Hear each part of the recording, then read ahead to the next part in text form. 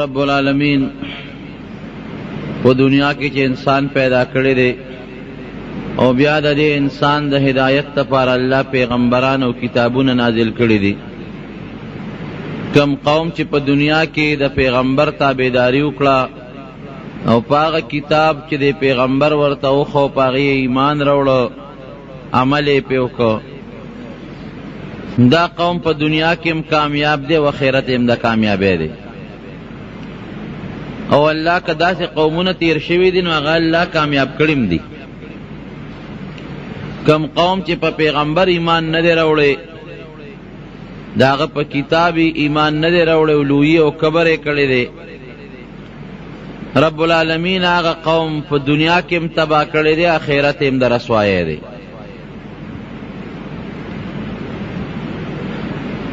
دا هود علیہ السلام د قوم د هلاکت نه پس هغې ته به عاد اولا وی. عاد ثانی یو دویم قوم په دې مخ د ځمکه اوسېده او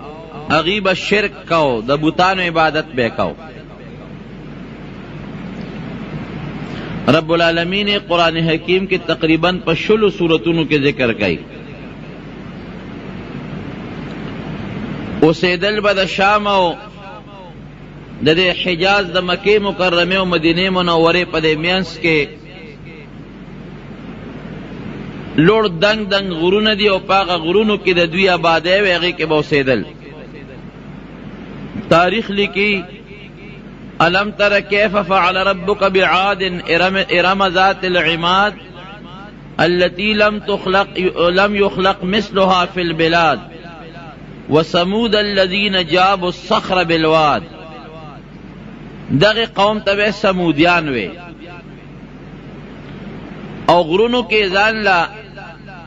بلډینګونه جوړ کړي، آبادی جوړې کړې وي. او اسم تاریخ لکی موجوده یو مورخ مصری مورخ دغه لیکي چې د پخپله تلیم د علاقه مې کتلې ده او په یو لوی عظیم الشان غر کې اسم د بادشاه یو لوی محل موجود دی. نو چې غر اتراشي او په هغې کې د بادشاه محل جوړ شي، کمرې پکې جوړ شي، د بادشاه پای تخت پکې دی، حوض پکې د لمبلو د اوبو د لمبلو حوضونه پکې دی، د سارو د اسونو او د اوخانو د تړلو استبلې پکې دي، د غردن نتراشلې دی او د هر څه په هغې کې جوړ کړی دي. اوس خلک دی وخت کې وایي ساینس ترقي کړې ده، بالکل ټیک ده، خو مونږ وایو چې داسې مخکې م یو ساینس تیر شوی دی. خو چې څنګه الله زمانه باندې د تبع نښې راوستی او هغه قومونه رب العالمین هلاک کړل، هغه ساینس یې مو سره تباه شو. نو د شام او د حجاز په دې مینس کې د دې غټې غټې آبادۍ وې، په غرونو کې محلات جوړ کړي او لوی لوی باغونه او سرسبز و شاداب، خوږې اوبه، مزیدارې چینې او د زندګۍ د هغې زمانې چې څه د زیب و زینت او د آرایش او د خوبصورتۍ کم اسباب و هغه ټول هغې سره و. خو بدبختو د بوتانو عبادت به کو، هر چا ځان له په کور کې یو بت ساتلی و، هغې بت ته به سجدې کولې، عبادت به ورته کو، رام رام به ورته کول. او داسې بعضې پکې غټ غټ بوتانو، هغې په غټو غټو چوکونو باندې او په لویو لویو لارو کې ښخ کړي وو چې په لاره به تلل او په هغه چوکونو به راتلل، د هغې غټو غټو بوتانو عبادت به کو. زمارونو یو قوم هم الله د هدایت نه بغیر نه پرېږدي، هر قوم ته الله د هدایت یو لاره ښیي خامخا، چې څوک دو نه وایي چې ما جاءنا من رسول. د قیامت پر ورځ به بعضې خلک وایي الله مونږ له خو تاسو پیغمبر او استازی نه دی رالیږلی، د دروغو نه به وایي. یو قوم هم الله بغیر د پیغمبر نه نه دی پرېښي، خامخا یو پیغمبر یا د پیغمبر خلیفه جانشین نائب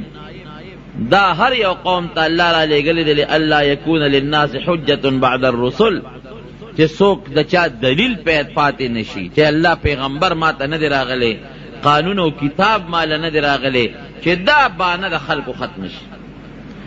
پروردگار وته هم د دوی د قوم نه یو سړی راولېږه، حضرت صالح علیه السلام د دې د قوم نه، او د قوم او د کلي سړی د کلي په ماحول ډېر ښه پوهېږي. که د یو وطن سړی چاته نصیحت کوي نو هغه ته د خلکو مزاج معلومي، د خلکو طبیعت ورته معلومي، خلک پوهیولی شي. او چې د بار نه سړی راغی نو خلک هغه ته سپک ګوري، مړه دا د کوم ځای نه راغی، د خپل قوم ته دلته نصیحت کوه، اوس مونږ له سلق وګونه خورئ. نو حضرت صالح علیه السلام ته رب العالمین د دوی د قوم او د خاندان نه یو پیغمبر راولېږه، هغه ورته د الله د دین نصیحتونه شروع کړل. ای زما قومه، د یو الله عبادت وکړئ او د الله سره شریکان مه جوړوئ. الله په شرک ډېر زیات خفه کېږي. ټول قرآن حکیم اول نه آخره پورې وګوره، څومره غصه چې رب العالمین له په شرک ورځي چې تا الله له شریک پیدا کې، دا ارس الله پیدا کړی دی، دا نظام الله چلی، دا مونږ پیدا کړی، الله یو مال دولت بچی عزت ارس مونږ له رب العالمین را کړی، او چې ته په هغې کې بیا هم بل څوک سره شریکې. لکه زه به یو مثال درکم، د کور یو مشر نو که په دې مشرۍ کې ورسره خپل رور شریکېږي یا زوی ورسره شریکېږي نو دا مشر پلار دا برداشت کولی شي؟ نشي برداشت کولی. د کلي یو مشر دی، که ده سره په دې مشرۍ کې بل څوک شریکېږي یا نشي برداشت کولی. د وطن به یو بادشاهي، که بل بادشاه ورسره لږ غوندې سر اوچتی، بس تم زما سره همسر جوړېږي، فوراً یې ذلیل کوي، غورځوي. نو رب العالمین په خپله بادشاهۍ کې په خپل طاقت کې ځان سره هېڅوک شریک نه غواړي او نه پرېږدي او نه وله شریک شته. نو صالح علیه السلام ورته نصیحت شروع کړو چې د الله خاطر وکړئ، الله له شرک مه کوئ، ستاسو خالق، ستاسو رازق، ستاسو مالک هغه رب العالمین دی، او په دې طاقت کې د الله سره هېڅوک شریک نشته. قوم ورته څه وایي؟ وایي ته څوک یې؟ وایي زه د الله استازی پیغمبر، ستاسو د هدایت دپاره رالیږلی. وی خواه مونږ او تا کې څه فرق دی چې ته د الله استازی او مونږ نه یو؟ په مال رانه زیات دی، په بچو رانه زیات دی، ته په څه څیز زمونږ نه اوچت دی چې ته وایې چې د پیغمبر یم او د پیغمبر دعوه دې وکړه؟ مال مونږ سره دی، غټې غټې بنګلې او بلډینګونه زمونږ دي، دنیا زمونږ ده، آخرت هم زمونږ دی. او احادیثو کې راځي چې دی به یو بل باندې فخر کو چې چا به ځان له یو اعلی مزیدار کور جوړ که، بل به د هغې نه خشته جوړو، بل به د هغې نه خشته جوړو، بل به د هغې نه خشته جوړو. په آبادو او په بلډینګونو کې به یو بل سره مقابلې کولې. او د دې قوم نه کبرجن قوم بل نو، ډېر انتهایی متکبره قوم، ډېر لوی کبر و پکې. ګوره د یو بل نه اوچته آبادۍ جوړول، په هغې فخر کول، زما آبادي ستا د هغې نه ښه ده، بل به وایي زما دا ستا د دې نه ښه ده، دا هم کبر شو. او بل پیغمبر ته دا ویل چې ته خو زما د قوم نه، ما او تا کې څه فرق دی؟ د دې کلي اوسېدونکې، زه ستا نه په مال او په دولت او په بچو او په طاقت زیات یم، تا له الله پیغمبري درکړه؟ نه منو ده، ځه چې سرې خوښی کوه. نبی کریم صلی الله علیه وسلم ته به هم د مکې کافرو دغسې وي چې ته خدای پیغمبر جوړ کړې، ته خو یتیمې، مال دی نشته، دولت دی نشته، مال زمونږ دی، دولت زمونږ دی، مونږ پیغمبران نه جوړېږي او ته جوړېږي. هر پیغمبر ته چې خپل قوم پیغور ورکړی دی، ګورې د مال یې ورکړی دی، د دولت یې وله ورکړی دی، او دا یو لویه نشه د مارونو ګورې اوس هم د خلکو په سر کې پرته ده. چې کوم سړی لږ مالداري، د پیسو خاوند، د دولت خاوند دی، او هغه مشرۍ ته ورسېږي، د چا په بغمم دړنی. او چې کوم لږ غریبي او کمزوري وي او هغه لا یو منصب ملو شي، د هر چا ورته په بغمه دړ دی چې دا ولې. دا د پښتانه یو رواج را روان دی. پیغمبري خو د الله را طرف نه یو نعمت او قسم دی، ګورې که دا هم برداشت کولی شوه، خو زما ورونو عزت په مال او په دولت او په بادشاهۍ کې نه دی. فقیر د زمانې به شلیدلې سپلی به بے کس او بے سوکه به. الله چې هغه له کوم مقام ورکوي دا د ډېرو نوابانو خانانو نه. نبی کریم صلی الله علیه وسلم فرمایي رب اشعث اغبره لو اقسم اعلی الله لابره. ډېر کله یو سړی وي سر به ببري، دوړې به پیلوتي، دوړې خیرن خچن بی اس سوک بے پسکے نشماری خو کدی پا اللہ قسم اخری چی زما دی پر رب العالمین قسمی چی اوس بباران کیگی حالانکہ شین اسمانی دوریا زڑو پتہ نہ لگی نواری خطیز او دی قسم اخری چی زما دی قسم پالی چی اوس بباران کیگی نو دی با اللہ پاک قسم کے دروغ جن نکی حانس پہ نکی او پاک ساتھ با اللہ ورید راولی و باران بو دل با اللہ دم ریزت ورکر یو فقیر سڑیو ملنگ پلار تیرے در سپلے اشلی دلی دی یا نشتا جامع اشلی دلی دی سادر عرص اشلی دلی دی یو خار تورا نو پخوا برا دی خار دروازے وی خدا فقیر ملنگ نیک سڑے دے دا زمونگ دا فقیرانو بلنگانو پشانتے نا چی دا کچکولے پغاڑے کیو بیزو اترخ کیو بیاو دا کے سیبا شپیلے اگا خلقو تویو خلقو نسوالو نکی حلکہ بیزو رتا گڑو مو دار ادرجی بابا ملنگ دیو دار پلانکی بابا ملنگ دی دا گن کپان دو کبا سوالگری حرام خوارا نگوری دا سوال چکی دا حرام خوری سوال حرام دی دا گناہ دا او سوک کرویو سو کوئی دا بابا من روڑا سو کوئی دا پلانکی من روڑا دا گناہ دا حرام دا اگر نیک سڑے ہو اللہ تا نزدے انسانو یو خار تورا گا چی اس سگوری دا خار ٹولی دروازے بندی دی لین لگے دلی دی لین دل تر ٹانگو لین لگے دل تر سونو لگے دلی دل تر پیاداو دی دلی پی خور خارم پخوالا مشرانوی غٹ غٹ دروازے وی اور دی سپینگیرو مشرانو نموری دلی چی ما خام باقا دروازے بندے دے سوکیدار با پی ولاڑو سار با کلاوی دی خار نگیر چا پیروی یو لوی دیوال تاو چی سوک ڈاکاو نکی نو دروازے بندی رہی نو دچانا تا پوچھو کچھ ہے لکرہ دروازے ولی بندی ویدار دی بادشاہ نا باس تختے دلے نو بادشاہ اعلان کرے چی دروازے بندے کے اسے دا باس چتا بارو نزی نو دروازے بندی رہے بار خلق پا قطار والار دی چی ترسو دا بادشاہ باز نینی ولی شوے اگی پوری دروازے نا کلاوی چی باز پیداشی دروازہ با کلاوی دی فقیر سڑی او سوڑا سویلیو کا او دا خار ندا سے بار ہوتا وی یا اللہ عجیبہ نظام دے دا سے سڑے دے بادشاہ کڑے دے چی دا پندو پورے بے وقف دے قمق الخر دا بادشاہ دے باس تا دروازہ بندی اس باس خوچی تختی نا خوصا گڑا چیلے دے چی پا دروازہ مندی کی نس پے دے اغل اخو اللہ وزر ورکڑی دے دا سے وزر دون اچت مزل کئی چی دا باز نا اچت پرواز یاو مارغم نشی کو بدے باس کے بیا خپل قسموں ندی در دمر مضبوط طاقت پدے وزرو کے اللہ خود دے او پدے خپو کے پنجو پدے مخوکو کے کہ دے دمر اوچت پرواز کے کہ دمر اوچت یو مرغم نشی کو نو باز پا دروازہ خو نہ بندی کی چھ بے وقوف ورد دروازے بندی کری دی باز خو چھ تختی او چھ یو وزرو یو اسمان تبر سے دلی نیمی تبر سے دلی تختے دلی وی اللہ دا سے بے وقوف بادشاہ کدے کے طاقتی او باز بندی نو پدے خار دے جال واچے کیوں نہ تختی دمرا جال خود سرشتان چی پدے خار دا پاسے واچے نو بے وقوف دروازی مندی کری دی یا اللہ عجیبہ نظام و خدای دے دا یہ رواقعی دا اللہ دے خدایت او دا رب العالمین دے نظام تا باز وقت دے انسان عقل نہ رسی کار نہ کری خدا با دا منگ دا عقل نقصانی گورے دا اللہ خدایت کی فرق نشتا منگ نہ پوئی گو وی پروردگار عجیبہ نظام دے دے اگر بے وقوف خر چی اگر باستا دروازے بندی اغل دے اللہ بادشاہی ورکڑے دا سوک ورطا سلوٹ کئی سوک ورطا پلاس پتندیلا سنیک دی جی جناب ورطا کئی ٹول خلق تابع دے او پروردگار چی ز ستا نزدے بندیم دا غن خوراکی اقل زیاد دے نظامہ سپلیم نشتا جامم نشتا دا کور غیب نشتا اللہ دا ناشتے و دا ولال دا سر سور نشتا او دا بے وقوف دے جاہل دے بیلماز دے نہ روجیشتا و نہ منشتا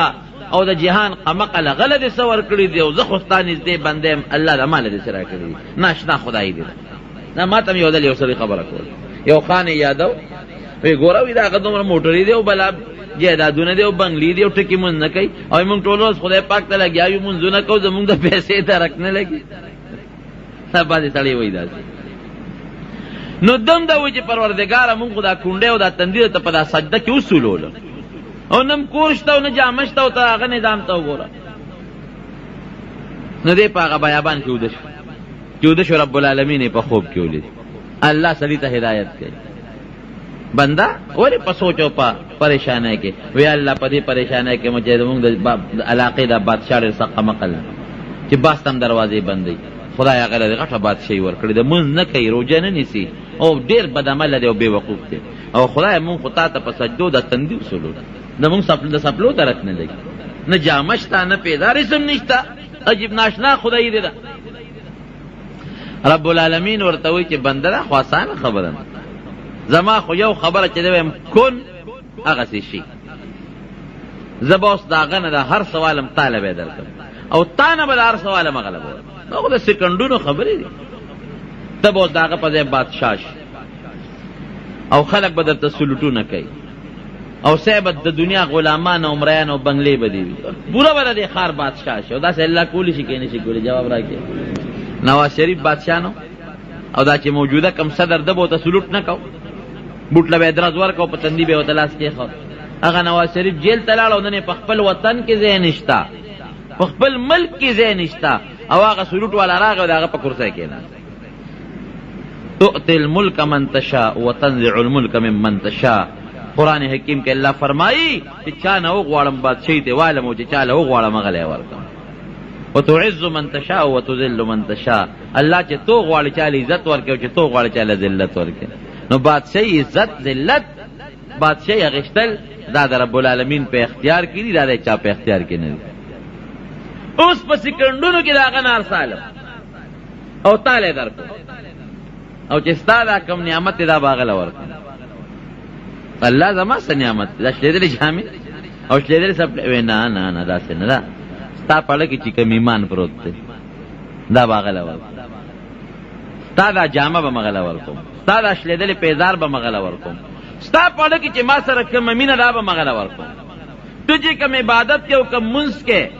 او ما سره کوم محبت دی دا ستا دا ټول ایمان او دا عمل او دا غریبی او فقیری ټول باغله ورکوم دا هغه بادشاهي او هغه بې وقوفتوب او دا هغه نه عبادت ټول خو دا هغه چې سړي تاله او ستا هغه څنګه دی خوښه ده وایو د سکندونو فیصلې دي وی نه رب العالمین زما پړه کې چې کوم ایمان پروت دی او زما پړه کې کوم تا سره مینه او محبت پروت دی دا خو لا یو بادشاهي ده چې د ټولې دنیا په بادشاهي هم نه ورکوم دا حقیقت تیرونو که نه که زمونږ د امریکې بادشاهي ویسې خپلو کې سوچ کوو د امریکې او د بش غوندې ایمان زمونږ وی د بش چې هغه کې مسلمانی نشته ایمان پکې نشته نو دا به مو خوښه وه چرم نه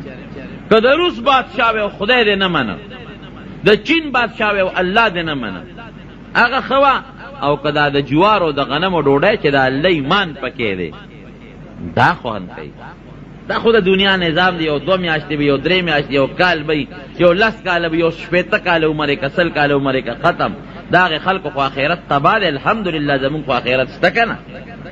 د هغې خلکو په الله ایمان نشته زمونږ په الله ایمان دی د هغې خلکو په پیغمبر علیه السلام ایمان نشته زمونږ په ایمان دی د بش ایمان نشته د هغه څه ایمان دی د هغه دغه ایمان دی چې عیسی علیه السلام د خدای زوی دی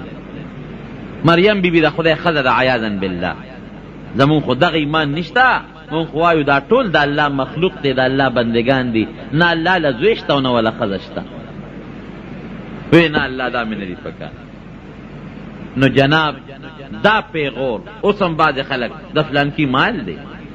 د فلانکي دولت دی فلانکي سره دا شی دی خیر مړه دنیا هم ښه ده آخرت به هم ښي زمونږ دنیا هم خرابه دا دنیا خرابوالی مونږ دې ته وایو چې پیسه ورسره نه شکر دی زمونږ دنیا ښه ده مونږ مسلمانان یو شکر دی دنیا هم ښه ده زمونږ په پیغمبر ایمان دی شکر دی دنیا هم ښه ده رب العالمین ته سجده لګو شکر دی دنیا هم ښه ده د الله زمونږ خوښ دی په دې اړه کې مو سره ښه مینه ده او چې الله سره مینه ده انشاءالله د رب العالمین مونږ سره مینه شته نو صالح علیه السلام ته دې قوم دا پیغور ورکړو چې که ته پیغمبر وې مال به دې ډېر دولت به دې او بنګلې به دې مال او دولت او بنګلې زمونږ دی د پیغمبرۍ دعوت کې تعالی خدای پیغمبري درکړې زمونږ دنیا ښه د آخرت بم ښي. خیر ده ورته نصیحت به کو، هغوی به نصیحت نه منه. څه لږ کسان د صالح علیه السلام په خولې باندې د 50-60 کسان یا بعض روایتو کې 1.5 راځي دا الله پاک مسلمانان کړي او باقي ټول کافران. عموما چې کله به دوی د اختر میله و قوم به راجمع شو، صالح علیه السلام به راغی قوم ته به ودرېده، ای زما قوم د الله د قهر او د غضب نه م یروم، زما در باندې څه خو ګوره یو الله ومنې او د بوتانو د عبادت پرېږدې. هغوی به ورته بیا فأتنا بما تعدنا، زه مړه خو چې پسم عذاب هم یری راوله، چې کوم عذاب دې خوښي را باندې راوله نه دې مني. یو ځل یې ټول سرداران را جمع کړل د خپل قوم یو میدان کې، تاسو کې نه خبره وی ګوره داسې کار دی چې زه ستاسو خیر خوایم او د الله د قهر او د غضب نه م یروم، مهرباني وکړئ د بوتانو عبادت پرېږدئ او په مې ایمان راوړئ. د قوم هغه سرداران ورته وایي ښه ایمان در باندې راوړو خو په یو شرط، یو کار که کین ټول مسلمانېږو، او هغه دا دی چې یو نښه یو معجزه راته ښکاره کړي، خو داسې معجزه چې زمونږ درته ووایو هغسې، که دغه معجزه دې راته ښکاره کړه نو موږ ټول ایمان راوړو، او که دا معجزه یې ښکاره نه کړه نه راوړو. غټ سرداران ناست وي څه معجزه غواړو؟ وایي موږ دا غواړو چې دا مخامخ غر وشلېږي او د هغې نه یو اوښه راوځي او بلار به اوښی او هغه زمونږ په سترګو په مخ کې لنګه شي او دومره پی وي په هغې کې چې زمونږ د ټول قوم د اوبو او د خوراک ګزاره پې کېږي. ظالم بچو سم سوچ کړی، اوښه خو د اوښې نه پیدا کېږي، د غر نه کم ځای پیدا کېږي. دی نه وي چې دا اوښې او بچې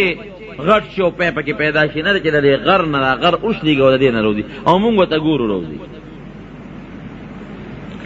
صالح علیہ السلام ورته وی ښه که دا کار وشو نو ایمان به راوړی بیا؟ وی او بلکل دا هم در سره وعده ده چې موږ ټول ایمان راوړو.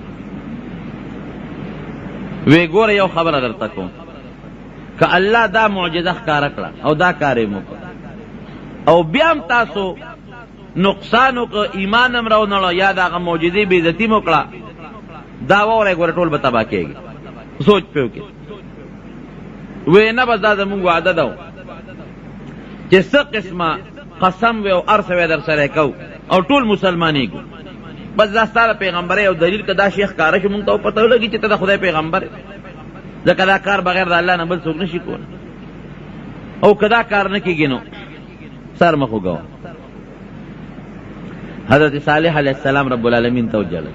چغې جوړې کړې پروردګار ته چې یا الله زما دا قوم زمانه دا معجزه غواړي، الله دا معجزه مونږ ته ښکاره کړه، او الله زه خو دې لپاره دا معجزه غواړم چې دا قوم ټول مسلمانان شي او دوی را سره وعده وکړه مسلمانېږي. رب العالمین ورته جبریل علیه السلام راولېږه چې دا سرداران کېنه او پوه یې کړه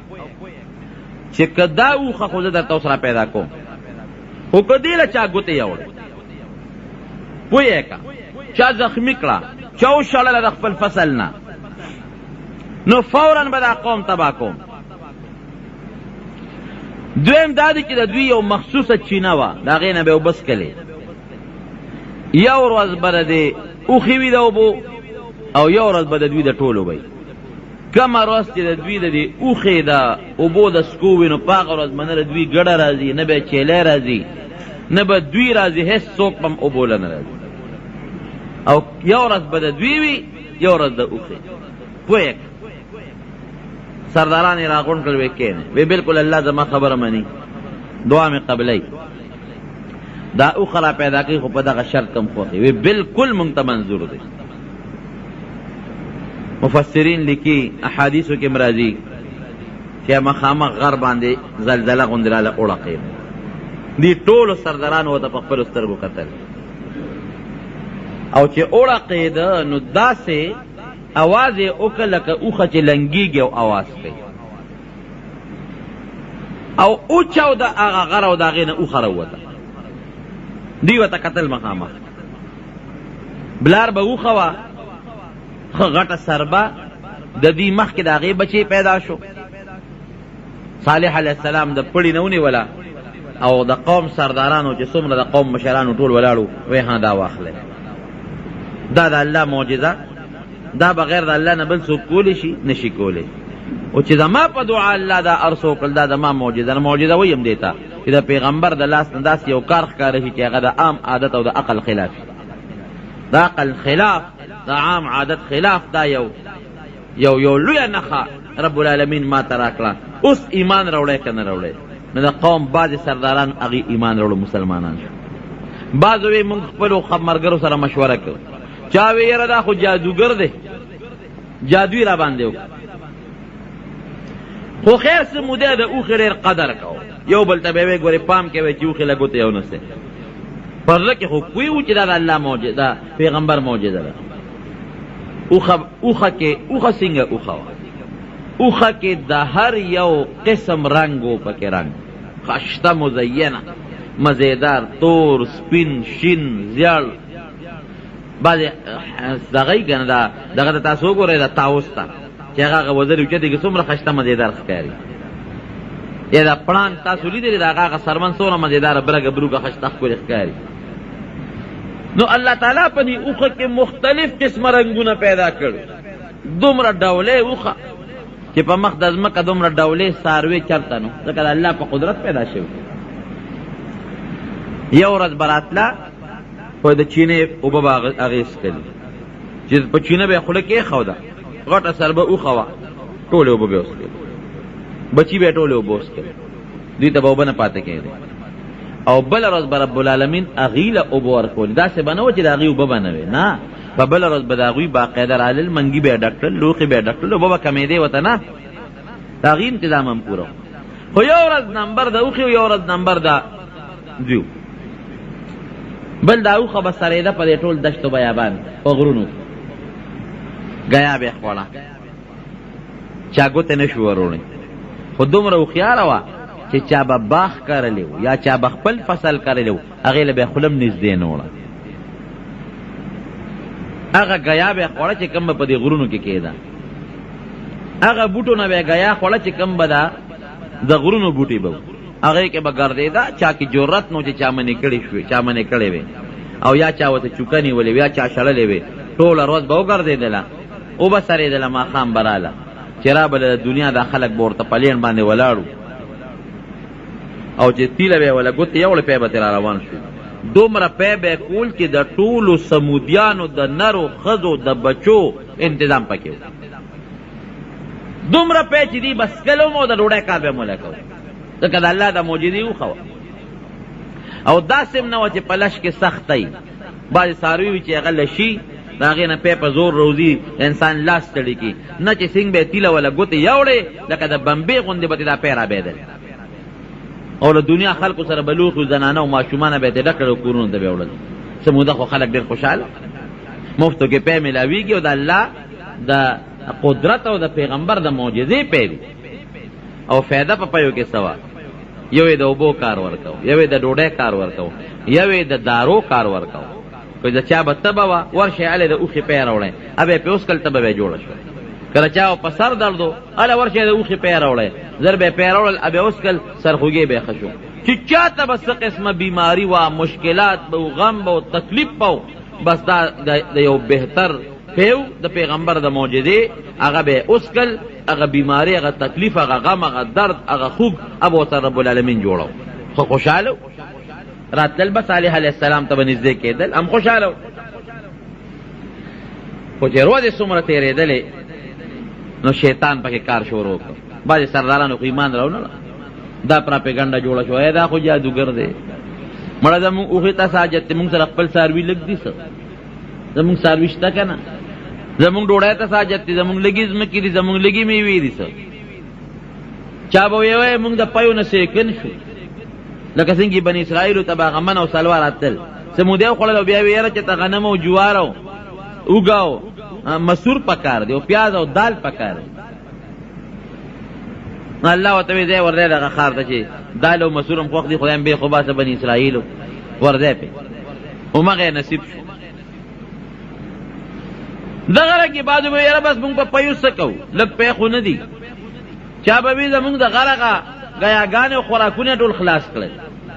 چا به وی یاره زمونږ نه یو ورځ وبس کی دا باندې جوړ شو پراپګاندا جوړ شو خو ګوتې چا نه شوی وروړی که چا به ویله که دا شرطیونه سه ګوره تباه بشي مختلف سکیمونه او حربې استعمالولې خو دا طاقت او جرأت په چا کې نو چې اوښې له څوک ګوتې یوسي شیطان ورته یو لاره وښوده یو دوه ډمې وې ډمې مشهور د زمانې په دې وطن کې د هغې یوې ډمې نه یو ظالم مطالبه د ګناه وکړله هغې ورته وی چې بلکل زه در سره واده کوم خو په دې شرط چې په دې اوښه به غذار کې په توره وجنې وي هغه بلې ډلې ډمې بل الګ ته و چې تاله لور په نکاح در کوم ډېره مالدار هم ډېره خوبصورت هم وه خو په دې شرط چې په دې اوښه به د تورې غذار کې بس د نفساني خواهش ته وجې نه هغه دوه کسان تیار شو د قوم نور خلک هم ورسره تیار وي موږ د سره شاته ولاړ یو غذار به تاسو کوئ اوښه په ځنګل کې سرېدله او دغه دواړه ظالمان ورغلل او په تورې پې غذار وکړو را ویې غورځول چې څنګه یې راوغورځوله بچي یې منډه کړې صالح علیه السلام له خلک رالل وایي چې هغه فلانکي او فلانکي خو هغه اوښه حمله کړه او په بعضې خلکو رپرپې راغی او بېهوشي او سکته راله چې خدای پاکه دا خو واقعي د الله هغه غضب او عذاب را نشي صالح علیه السلام ورته ورشئ دا بچی یې راونیسئ که بچیم ولا قابو کو خدا الله د قهر نه به بچ شي او که بچیم ولا قابو نه که نو عذاب د باندې راځي دی مخکې بچی ته مخکې ورپسې اقا غر ته هغه بچی ورورسېد او اقا غر ورته وشلېد او واپس پکې بچی ورننوت قادر نشي چې هغه بچی رانیولی راله صالح علیه السلام ته بچی خو په غر ورننوت وی انا لله و انا الیه راجعون لا حول ولا قوة الا بالله بس مرګرو ته وی زه چې د وطن نه سفر کوي چې کوم د صالح علیه السلام سره مسلمانان مرګري وو دا وطن نه ووتل لاړل فلسطین ته دا اوس چې کوم فلسطین ښار دې ته راووتل او باقی کافر قوم پاتې شو او بیا د دې نه پس پراپګانډې جوړې کړې وی د خدای هغه اوښه هته به ناقة الله وې د خدای هغه اوښه هغه م وله مړه کړه راځي چې خدای دې مونږ ته څه ووایي که نه هغه پیغمبر هم وله وشړه هغه مسلمانان هغه هم د وطن نه وویستل هم شړل پراپګانډې لا جوړې کړې صالح علیه السلام ته ووت سره د مسلمانانو سره د خپل خاندان نه فلسطین ته لاړل او په سبا له په دوی باندې داسې عذاب راغی چې دا مخونه یې تک زیړ شو یو ورځ یې مخونه زیړ وو په دویمه ورځ پې داسې د خدای قهر راغی چې مخونه یې تک سره شو بلکل سره او په درېیمه ورځ پې داسې مرض راغی چې دا مخونه یې تک تور شو مفسرین لیکي چې په دې کې توبهګار نه شو یعنی که دغه وخت کې دوی د الله پاک دربار کې توبه ایستې چې الله معافي غواړو ممکن ده چې الله معاف کړی وي لکه د یونس علیه السلام قوم په داسې وخت کې توبه ویسته الله معاف کړل راغل عذاب ته خدای پورته کړ دوی هغه وخت کې خپل کبر وکړو خپله لویي وکړه مړه دا هېڅ هم نشته مه یارېږې او په څلورمه ورځ باندې د شپې دوی ودو او زلزله پرې راغله او زلزلې سره د اسمان کې د برېښنا نه پړقا پړوقې او د غره دغسې ګلزار شو او داسې د تندر اوازونه پرې راغلل چې کم سړی او کمه ښځه په کم ځای پراته وم په هغه ځای ته سوخته کلي روان شو خلک مړه شو په یک دم یو سیکنډ کې د ټولو نه سوته وجودونه یې پرې شو بلکل سار چې به کتل دا وجودونه یې بلکل په دامیان باندې سرمنې پرې شوې وې او د چا د وجود نه کلمې او زړونه او اینې او سږي بار راوتي او دومره د بجلۍ د تندر د الله هغه اواز و چې هغه غرونه او هغه آبادۍ او هغه بلډینګونه په دامیان باندې وشلېدل رب العالمین نیست و نابود کړو تباه کړو صالح علیه السلام د هغه قوم ته خدای خلاص کړو ان بطش ربک لشدید الله وی زما گرفت او زما طاقت ډېر سخت دی زما طاقت مقابله یې څوک نشي کولی دا حقیقت نبی کریم صلی الله علیه وسلم په یو جهاد کې روان مرګري وسره نو په دې علاقه تیریږي چې دا کوم د سمودیانو علاقه ده نو صحابه کرامو ته او فرمایل وی ګوره پام کوئ په دې علاقه تیریږي خو سرونه به ټیټ کې په سر به څادر واچوي او په منډه به په تیزۍ کې تیوځئ ګورې تماشې ته به نه ودرېږئ ولې وی په دې کلي او په دې خوره اوس هم د الله قهر او غضب ورېږي اوس هم پې غضب ورېږي په حالانکه دا کله تیر شوی دی، دا د ابراهیم علیه السلام نه مخکې او د نوح علیه السلام نه پس په دغه زمانه کې دا قوم تیر شوی دی. سو کوئی په دریم پشت کې او بعض علما لیکي په اوم پشت کې د نوح علیه السلام اولادو دومره لرې تیر شوی دی په زرګونه کاله مخکې. او نبی علیه السلام فرمایي چې اوس هم په دې قوم د الله قهر او د الله غضب ورېږي. نو ګورې وجاړئ چې په دې لاره تېرېږي د خدای د قهر نه، په منډه تیر شي، سرونه ښکته کې، او چې کومه چینه ده اوس هم هغه چینه شته له سمودیانو، هغه د هغې نه ګورې اوبه ونسکې، هغه د الله د قهر او د غضب پې ورېدلی دی، د هغې نه چې یو څاڅکې اوبه ونسکې. دا اوس هم مسله ده د دین، چې کوم قوم هلاک شوی دی او عذاب پې راغلی دی، د هغې تماشې له به څوک نه ځي. زمونږ دا خلک د هغې تماشې له ځي، د پلانکو کنډراتو تماشو له ځو، د پلانکو هغې له ځو، پلانکو هغې له ځو، نه دې نه به زر تېرېږي. هلته به خوراک نه کې، هغلته اوبه نه څکې، هلته به سر ښکته کې، او دی به د الله د قهر نه به یېرېږي. او زمونږ خلک یې تماشو له ځي، هلته بازارونه جوړ شوي، خلک پکې خوراکونه کوي، سیل نه خلک دي، دا ګناه ده، ناروا دي. او زما عزتمند درونو خبره مې دې پورې کوله چې هغې قوم خو یو د الله نافرماني وکړه، د پیغمبر یې ونه منله، دویم کبر یې کولویي یې کوله. نو رب العالمین د هغې کبر او د هغه لویه وله دومره مضبوطه سزا ورکړه چې د قرآن حکیم په 13 سورتونو کې اوس هم د هغې ذکر دی، په 13 سورتونو کې. او د عبرت او د مثال دپاره رب العالمین او د نبی کریم صلی الله علیه وسلم خپلو صحابو ته ذکر کوي. کبر او لویي دا ډیره خطرناک او سنگینه ګناه ده، الله دې مسلمان وساتي. نبی کریم صلی الله علیه وسلم فرمایي او حدیث دی وی چې د چا په زړه کې د اوري د دانې عمره، د شلشم نم د اوري دانه واړه ده، د شلشم او د اوري د دانې عمره کبري، د جنت خوشبویي په حرامه ده، حالانکه د جنت خوشبویي د 500 کالو په مزل محسوسېږي. اله به جنت ته ځي چې د جهنم په اور ته رب العالمین دا کبر وسوځي. او یو بل حدیث پاک کې راځي، نبی علیہ السلام فرمایي چې دا کم متکبرین دی په دنیا کې کبرجن خلق، دا به په آخرت کې د میګو عمره سي واړه واړه وي، ذلیل او رسوا به د میګو عمره د محشر په میدان، او आवाज به کېږي دا کبرجن خلقو په دنیا کې چې لوی کولا او کبر یې کو. نو کوم قومونو چې کبر کړی دی، کوم قومونو چې لوی کړی دا، هغه رب العالمین په دنیا کې هم ذلیل کړی دی، هلاک کړی دی، او آخرت هم د ذلت. دویم د یو مسله کو، یو خو هغه شرک چې دا کافر یې کوي، او ښکاره غټ شرک دی، د هغې نه خو به ځان ساتي، لکه بوتانو ته سجدې کول شو، الله له زوی ګڼل شو،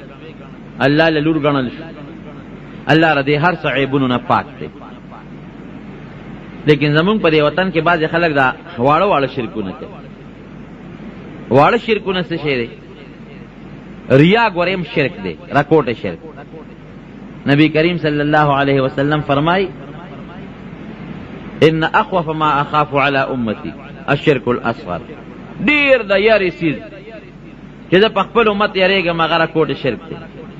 قالوا وما الشرك الاصغر یا رسول الله؟ دا الله رسول راکوټه شرک څه شی دی؟ قال الرياء والسمعه، یو کار دی لکه چې خلک یې وویني او د شهرت لپاره یو نیکي کوي، دې د شرک وایي. عبادت سړی الله لکه، چې ته د عبادت دې لپاره کوي چې خلک وایي چې دا عبادت ګزار دی، نو په هغه ښودنه کې د ځان سره الله سره بل شریک کړه، دا خو ته الله ته ښیې، د الله په ځای مخلوق ته مه ښو. د قیامت پر ورځ به یو سړی راولي، رب العالمین به ورته فرمایي تاسو عمل کړی؟ وی الله ما خو ډیره لویه صدقه کړې ده او ډیر مالونه مې ستا په لار کې خیرات کړي دي. الله به فرمایي او اتا کړي دي خو زما د رضا دپاره نه، هغه دې دپاره چې خلک وایي چې دا پلان کې سخي دی، دې نه دې کړي. نو تا ته په دنیا کې هغه خپله میوه میلو شوې د خلکو ویلي دي چې پلان کې سخي دی، دلته آخرت کې هم نشته، ورغورځوی جهنم. بل سړی به راولي تاسو کړي دي؟ الله ما جهاد کړی دی، بلا جهادونو بلا کافر مې وجلی دي. رب العالمین به فرمایي او دا کافر هم وجلی دي، جهاد دې هم کړی دی، خو هغه تا دې لکړي چې خلک وایي چې دا پلان کې ډېر لوی بهادر دی، او هغه په دنیا کې خلکو ویلي دي درته، آخرت کې هم نشته، وروي غورځوی جهنم. بل سړی به راولي تاسو کړي دي؟ الله ما خو ډېر منځونه او ډېرې روجې او دسونه کړي دي. وی یو تا کړي دي خو مال نه، چې زه رضا شم. تا دې لکړي چې خلک و چې فلان کې ډېر عبادت گزار دی او چې څه دپاره دې کړي دي په دنیا کې راته هغه میوه میلو شوې د خلکو درته ویلي دي وروي وله جهنم. ما خو جي قرات او قرآن ویلې دی وی او اتا دې لویل چې خلک و چې فلان کې خشته قاری دي خپل आवाज دی اگر ته خلکو په دنیا کې ویلي دي هغه نتیجه میوه ته ګټلې ده وروي وله جهنم ته. نو در یاد کار نه بزان ساته نفلی عبادت کی ریا کیږي خو په فرضی کې نه. فرض منځ خو د خلکو مخ کې باقي کې ریا نه. فرض روزه خو د خلکو مخ کې فرض حج د خلکو مخ کې ای کې ریا نه. نفل کې ریا نفلی عبادت ته صدقه ده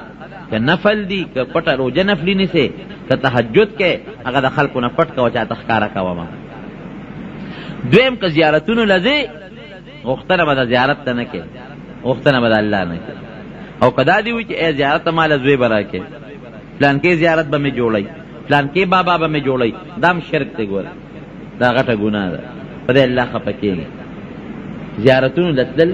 یو سړی د شریعت مطابق دی بالکل لتلی لاړ شي عبرت ته پاره لاړ شي الته دعا به وتاو کې د خدای نیک بنده دی چې دا هغه نیکی در مخ کې شي ممکن د تاکم خدای پاک د نیکه اثر پیدا کی. خدا بنوي چې زیارت ما به جوړه یا کان راواله او جبه پټکه او یا درب ولا غټه ورکه چې یو غټه مې ورکه یو زوی به مې کیږي کو دوه مې ورکه دوه دامن به مې کیږي. دا قصې په دې ټوله غلطي دي. دې نه به تور چيري والی او پیر بابا له سو کاکا صاحب لذي دا مې د پیر بابا منه دا کاکا صاحب منافتی چې کوي یو د الله به کوي ګوره د بنده منافتی منه ده. منخت عبادت د الله پکار دي د بنده نه. ها د الله پنوم خیراتو کا ثواب کې پیر بابا تبخه کا کاکا صاحب تبخه او بخور که نورو مړو تبخه ثواب تبخه لشي. منخت به د الله پنوم کې ذبح او ساروی به د الله پنوم الاله غختنه به د رب العالمین نه کې جوړون کې بچي ورکون کې او عزت ورکون کې مال ورکون کې دا یو الله دی په دې کې الله سره بل څوک شریک نشته. دا عامه قاعده چې یو دشمن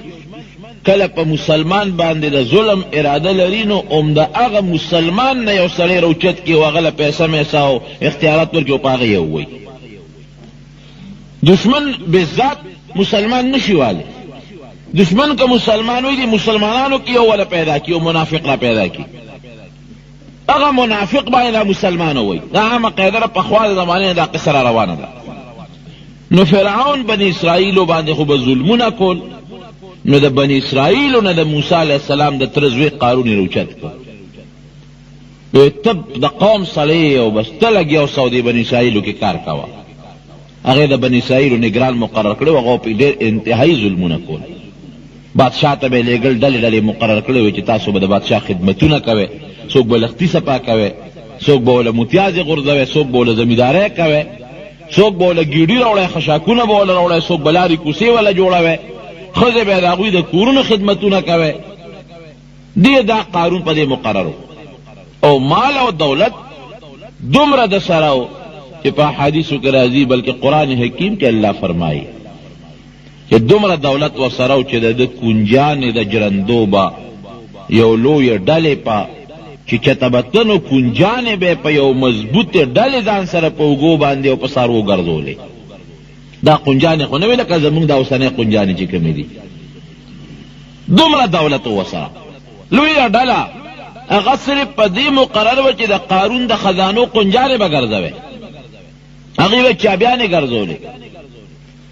نو چې کله خدای پاک فرعون غرق او بني اسرائیل ووتل دې مو سره لاړ. خدای خو منافق ومغه د زړه نه بغض د موسی علیه السلام سره پورې او په دې هم خپه چې زه مالداره یم زما دولت هم شته زه مشر یم او ځکه موسی علیه السلام له خدای پاک پیغمبري ورکړه نو د موسی علیه السلام د ورور د هارون ولې پیغمبر دی هارون علیه السلام پکار دا و چې د په ځای باندې زه پیغمبر شوی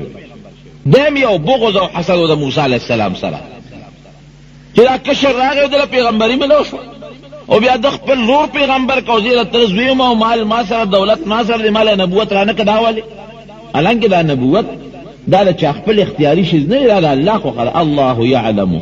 حيث يجعل رسالته. الله قرآن کې فرمایي هغه ځای ما ته معلوم دی چې کوم ځای کې د پیغمبري ورچوم. یو زمیندار دی په ځمکه کې کار کوي نو هغه په خوره ځمکه کې چرم کار نه کوي هغه تخم خوري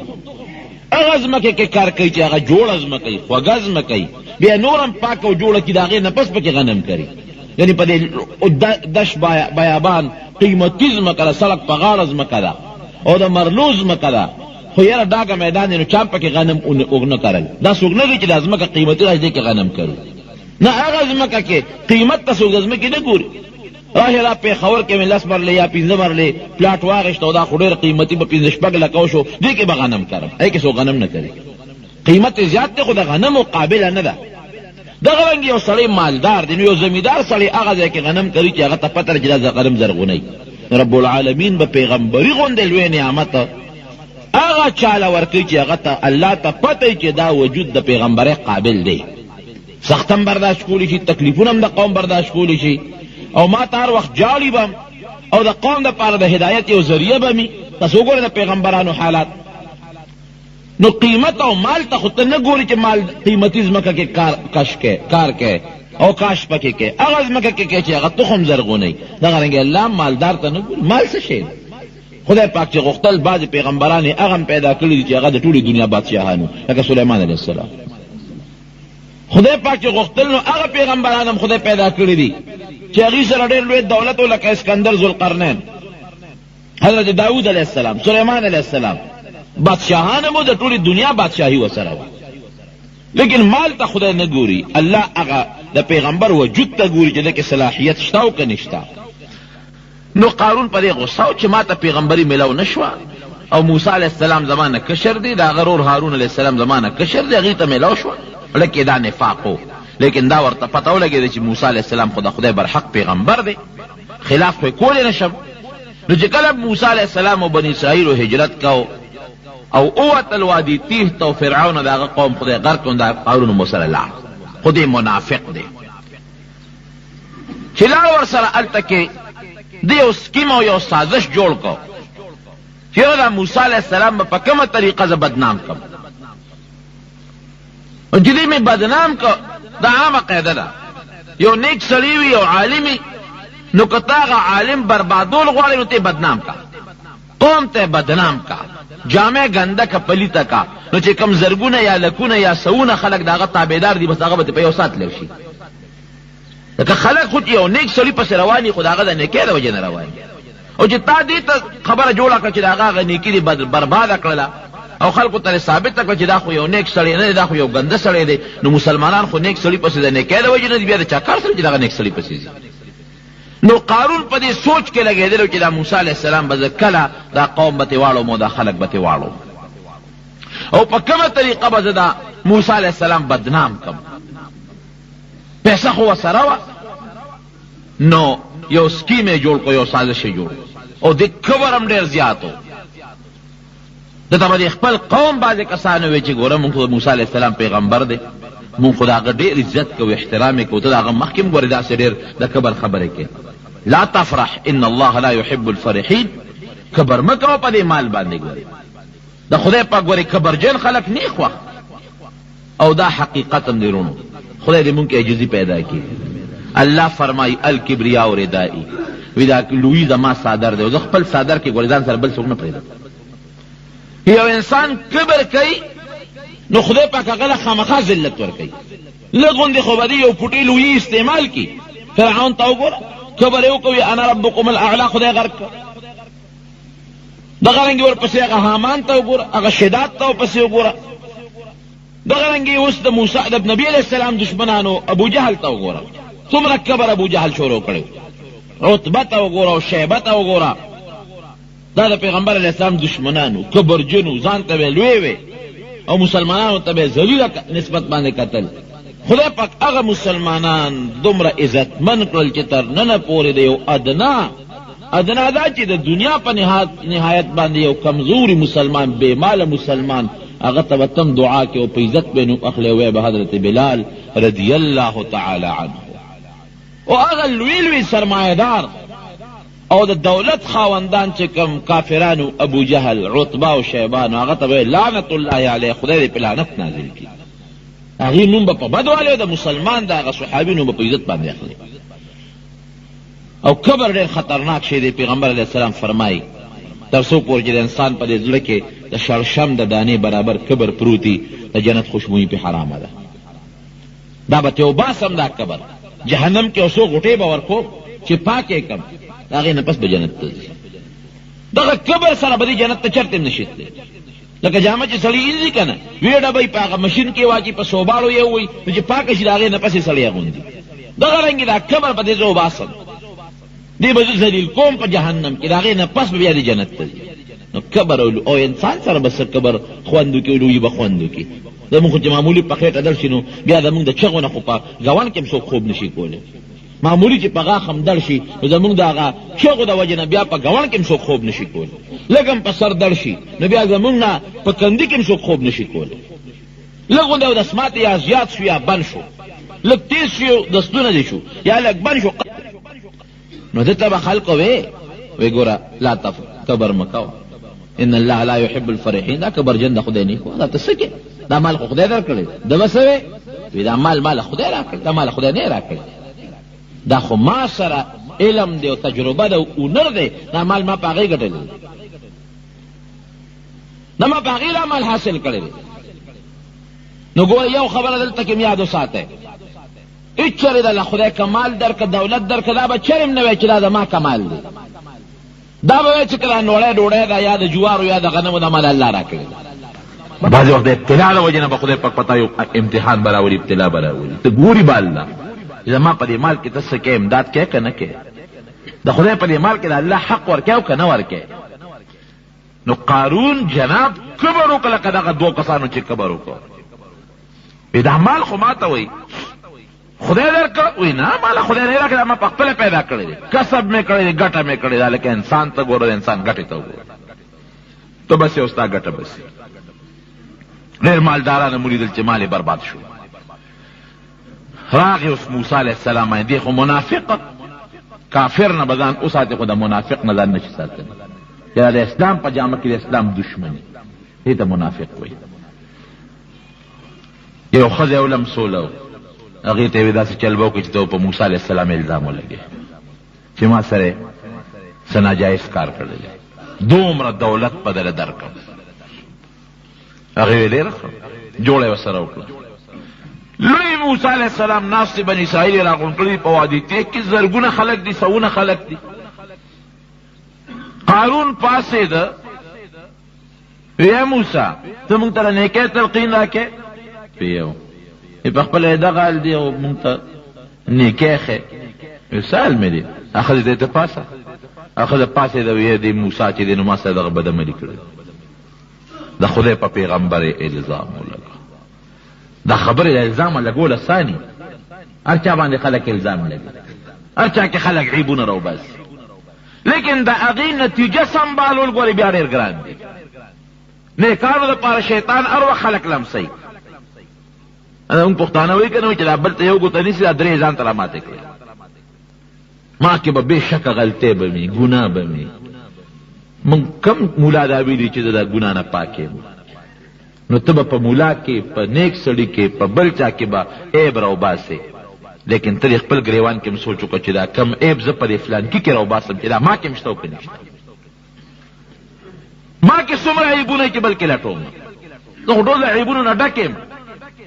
نو ګورې پام کوئ، بهتان په بل مسلمان کې عیب پیدا کول، د بل مسلمان سپکاوی کول، مسلمان له پیغور ورکول، دا ګوره ډېره خطرناکه ګناه ده. او ګوره نبی علیہ السلام فرمائی مشکات شریف کې حدیث ته کې څوک دا کار کوي که نه د بل عیب لټوي، نو که د توبه وواسه خلاصه شوه، که توبه ونه ویستلو چې د کم عیب په هغه مسلمان کې راوباسي، نو دی به هله خدای وجني چې هغه عیب خدای په ده کې پیدا کړي. توبې وباسي. زمونږ ټول جومات کې ناست بل غیبت، اجرو کې ناست په بل کې عیبونه راوښکل، دوه کسه چې ناست بل باندې باسونه کول. خو زمونږ مجلس هم دغه چې یو پاک مسلمان باندې کې راوباسو، په هغه به تفسیر یې شروع کړو. دغه زمونږ ژوند دی، خو لمونځ وکړو خو دغه چل کوو، خولې له لږ غوندې وار ورکول پکار دي. دا خوله د خدای په ذکر جاري کې، دا نورې خبرې پرېږدې. هغه د پاسېده وایي ته د خلکو د نصیحتونه کې ما ته دا چل کړی. موسی علیہ السلام وایي ښه هغې جلالیت لږ زیات و، بس فوراً په سجده پرېوت الله ته، ویې ژړل خدای ته او بیا را پاسې دا هغه ښځې ته وایي ستا دې په هغه ذات قسمي چې تیم پیدا کړی اسمانونه پیدا کړی دي رښتیا وایه بچې مو سره هغې ښځې سره رښتیا ووایه ستا دې په هغه ذات قسمي چې اسمانونه کې پیدا کړی دي دروغ به نه وې ښځې باندې را پرپېچې د خدای نوم یې واغې پړه چېدو شو وی ما دروغ وې صاحب ته ډېر پاک انسان یې دا ما له قارون پیسې را کړې دي ته په موسی علیه السلام دا ګوی کې بس موسی اعظم خو په غوسه کې وي خدای راوینیسه سره د مال یې راونیسه او سره د نوکرانو یې راونیسه او سره د هغې خلکو چې کومې ملګري دي نو خدای پاک ونیو ځمکه وشلېده او دوی پکې دننه لاړ مال یې هلاک شو دیم خدای ځمکې ته چې ځمکې راخ که ای موسی معافي راته وکړه ای موسی معاف مې که وی خو نور یې م راکاږه نور یې م راخ که ای موسی معاف مې که بیا به نه کوم غلطي مې کړې ده وی نور یې م راکاږه ځمکې غیب که او په ځمکه کې اوس هم دغسې تاویږي تر قیامته پورې دغه سزا ده او بیا قیامت نه وروستو چې خدای پاک جهنم ته بدېږي نبی کریم صلی الله علیه وسلم فرمایي چې الله موسی علیه السلام ته چې څنګه چلو شو زړه یخ شو الله ورته پیغمبرانو سلام خدای پاک داسې هغه له خپل ناس خبرې کوي خوشحاله شوې یا خدای خوشحاله شوم په مې الزام لګولو او تا زما دعا قبوله کړه په ځمکه کې دې غرق کړه وی رحم دې په موسی ګورې رانغی څو چغې درته ووالې او تا پې رحم رانغی وی زما دې په خپل ذات قسم الله وی که ما ته یوه چغه والې په اسات مې معاف کو الله دومره رحیم ذات دی یو چغې ما ته والې وی که نه په اسات مې معاف کو خو بدبخته تا ته چغې والې او زه یې هېر کړی وم دومره چغې درته والې معاف دې نه که او که ما ته یو چغه م والې وی حالانکه د خدای په پیغمبر الزام خود پیغمبر خو د خدای رسول دی دا خو خدای ته سپک نسبت دی الله پې خفه کېږي یو چغې ماته والې په اسات پې معاف کړه د خدای رحم رونو ډېر زیات دی لیکن ان بطش ربک لشدید د خدای قهر او د خدای ګرفت او د الله نیول دا بل ډېر زیات دی هر وخت د رب العالمین قهر په دې سر د پاسه سور وګڼه چې دا الله هر وخت ما رانیوي شي زما دا سټوکې زما دا سر زما دا لاس او زما وجود او زما دا مال د الله په قبضه کې دي وګوره کم خلک چې دا خپل مال او دا خپل نفس دا مال د خدای په لار کې خرچ کوي زکات خیرات ورکوي غریب سره مسافر سره ګاونډي سره رشتہ دار غریب سره امدادم کوي د خدای دا مال د خدای په حج او په عمره خیرات کوي چېرته به یې خوار راته ونښی هغې نه بولجات خدای ورکوي او دا ممسک بخیل اجرندې وطن د خدای حق مني نه د ګاونډي حق مني نه د رشتہ دار حق مني هغه مال ته خدای په بله لاره وباسي خدای ورته سولې پیدا کړي په ډېره غلطه لاره ته خدای هغه مال وباسي مال هم ته خدای خرج کړي او په غلطه او په ګنده لارې ته خدای خرج کړي